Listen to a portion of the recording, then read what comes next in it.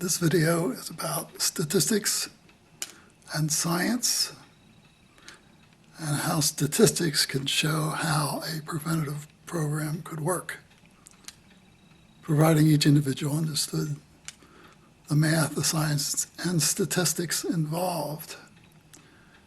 We know from direct experiments that the fundamental is dynamic in that if it has normal vision,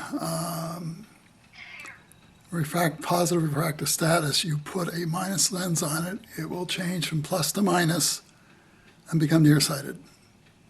It's a dynamic characteristic, not a failure.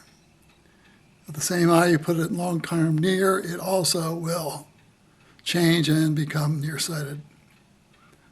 That's in science. You can't dispute that. The next issue is, what about putting a plus lens on a young child to see what happens? I will cover how that was done in the next video. But that general overall concept is put half the group in a plus lens, the other half in a minus lens, or just a near environment. When that study is run, you get results that show that gradually you could get out of it if you began using the plus while you still had 20/40, 20/50, and even 20/60 vision.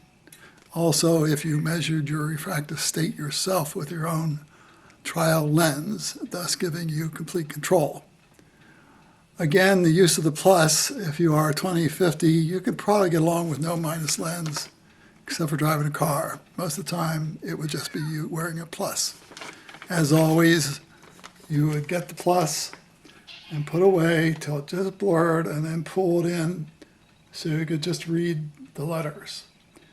I have put the statistics on my site, and what they show is that 0.05 is a significant level, 0.01 is highly significant, and in this study, Francis Young study analyzed in detail, the statistics were 1 in a million.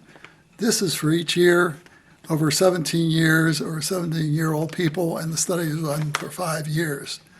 These are way beyond highly significant. The data is basically ignored.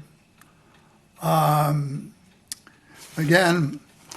anybody who's doing this should know how to use a plus lens or a minus lens to measure his refractive status and should monitor his own eye chart.